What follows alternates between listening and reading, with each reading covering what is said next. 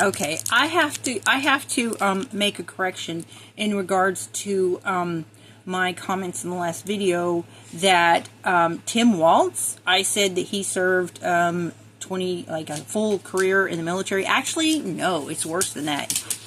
He did not serve in the military. He served in the National Guard, which is a part of the military.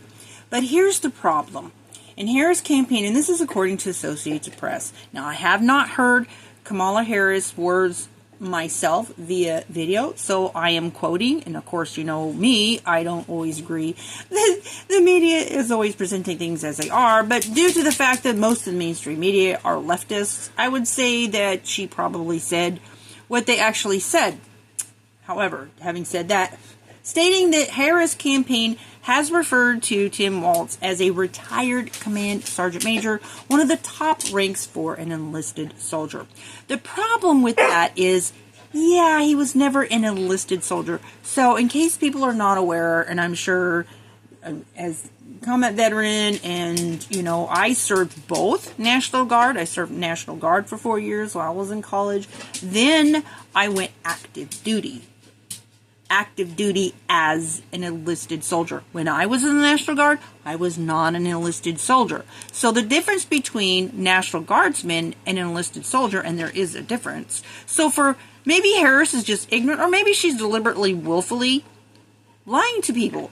Because the fact of the matter is, he was never active duty. And so it doesn't mean that his service in the National Guard was, you know, he did a career in National Guard, and he got getting a rank as retired command sergeant major is commendable. It's still not the same thing as if you had served active duty. Okay, so to present to the world he was an enlisted soldier is, in fact, for a lot of people, especially millions who's already served in the active duty military, would have accepted her for her word that he served 24 years in active duty. He didn't serve a day in active duty. Here's the facts. National Guardsmen and enlisted soldiers differ in their status, training, and deployment frequency. National Guardsmen are part-time military personnel who serve under both state and federal command. Enlisted soldiers, see, not the same thing as guardsmen, perform specific tasks and carry out essential missions, and they are full-time. Every day, 7 days a week. Okay, you are owned basically by the United States government, not just on weekends and whatever, 2 weeks in the summer, whatever other extra, field training that you do. It is not the same. You have your normal life, you work a regular job, okay, and you do your weekend. You can be deployed to war. That can happen. National Guardsmen can get deployed. They can get deployed even within the United States, but they're not enlisted soldiers, okay? And there is a big difference. And for him to say, this Governor Walz, to claim on Twitter that trying to ban guns that should only be for wartime, like the weapons that he carried in war, falsely claiming that he was at war, yeah, that's a big problem, because he was never in war, nor was he ever an enlisted soldier. And so for Harris to present falsely to the world that she picked a guy who was a retired enlisted soldier is just absolutely egregious. And of course, left-leaning Associated Press does not give that fact that he's not an enlisted soldier. They don't explain this. It's deliberately deceitful.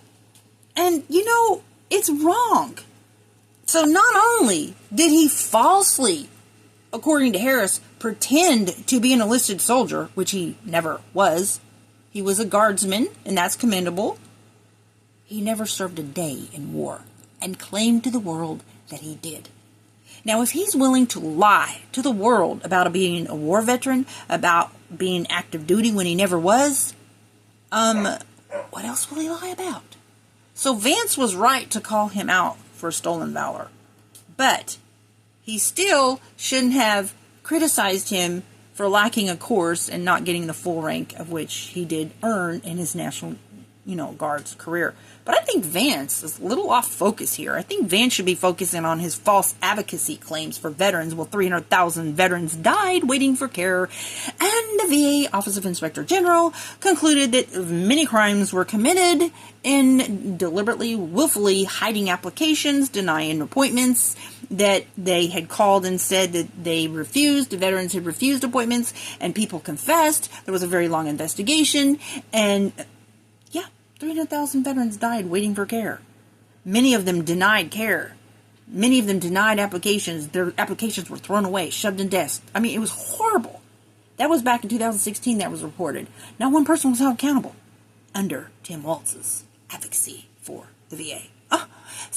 I think he should focus his attention that the fact that he never was, like, they're presenting him as if he was active duty soldier. Because there really is a difference. Really is a difference. Okay? And I don't know, maybe he did, but I'm just like, y'all missing out a whole lot over here. I want people to know. You can go Google it. I want people to know that over almost 300,000 veterans died waiting for care. That never got the care from the VA that they were due. And it was done, much of it, by criminal acts. And not one person was held accountable. And that's a federal crime to deny care of eligible people willfully.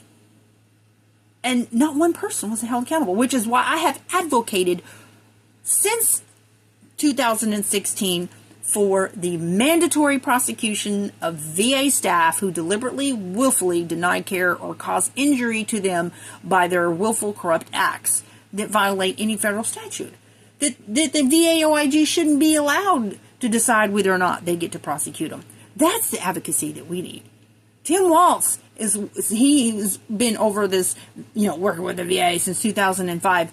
And so like over 10 years, hundreds of thousands of veterans died waiting for care under his advocacy. And I want people to know that. Okay, because Vance ain't talking about it, and the media's certainly not going to tell you. But Vance probably doesn't know. He's probably not, I don't know, maybe he thinks that he was actually, I don't know, maybe he has pointed out that he wasn't active duty. Okay, but I haven't heard him say anything about him not being active duty while claiming Harris is the one, according to Associated Press. I haven't heard her say it with my own, ears, but according to Harris, Associated Press quotes are saying that he was an enlisted soldier.